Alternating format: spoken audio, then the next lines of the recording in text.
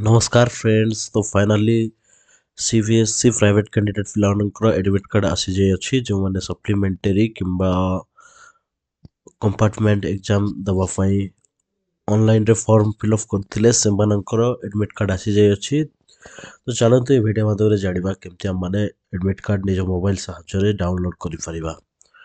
तो वीडियो को आगु को बढ़िबा आगु वीडियो को गोटे लाइक चैनल को सब्सक्राइब कर देबे। चलନ୍ତୁ वीडियो स्टार्ट करिबा। तो आपण मानकु गूगल ओपन करिवार अछि। गूगल को जाई आपण मानकु सर्च करिवार अछि प्राइवेट कैंडिडेट एडमिट कार्ड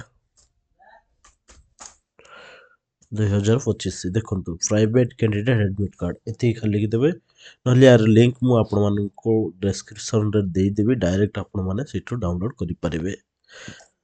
तो देखंतु मु ओपन कर देली। तो एडी फास्ट आपण मानकु आस जाइथिबो देखंतु cbeit.in अर्थात admit card for private candidate एठी आपण मानकु क्लिक करिवार अछि।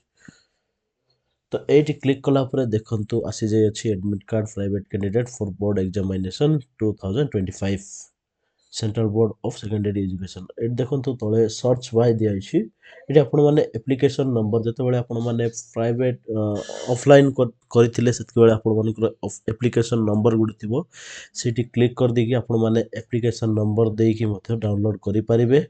नहले प्रीवियस ईयर रो जो आपण माने एग्जाम देइथिले तार रोल नंबर भी थिबो ताइरे मथे आपण माने डाउनलोड करि परिबे देकी। आउ नहले कैंडिडेट रो नेम जेमति कि देखंतु आसी अछि कैंडिडेट नेम, मदर नेम, पुनी फादर नेम आपण माने एहा देकी मध्य प्रोसीड रे क्लिक करे आपण मानकर एडमिट कार्ड आसी जाय परबो। किंतु मन रखंतु पूरा ठीक ठाक स्पेलिंग पूरा ठीक थिबार अछि, गोटे भी स्पेलिंग मिस्टेक न होबार अछि तबे जेकी आसीबो। तो देखंतु ए भली भाबरे आपण माने जति देई दउसंती ताहेले प्रोसीड ऊपर क्लिक कले आपण मानकर एडमिट कार्ड पळे आसीबो। देखंतु एडमिट कार्ड ए भली भाबरे आसीबो। आपण माने जदी लैपटॉप साहाय्य रे किंबा कंप्यूटर साहाय्य रे डाउनलोड करूछंती तेबे आपण माने कंट्रोल प्लस पी क्लिक कले आपण मानकु प्रिंट रो ऑप्शन पळे आसीबो। याको आपण माने सेव मध्ये करि परिबे किंबा प्रिंट मध्ये करि परिबे।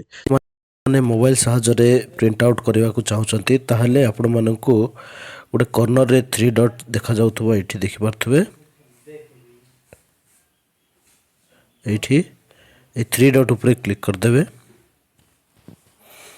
तापर एठी देखि पारथबे 3 डॉट ऊपर क्लिक कला परे शेयर रो गोटे ऑप्शन अछि एठी आपण मानकु क्लिक करिवार अछि। तापर एठी प्रिंट रो गोटे ऑप्शन दला देखि पारथबे संग माने एठी आपण मानकु क्लिक करिवार अछि। तापर आपण माने एठो एठी क्लिक करे आपण मानकर सेव हे जिवो। सेव कला परे आपण माने प्रिंट आउट करि परिबे बा सेव करिके आपण माने रखि परिबे।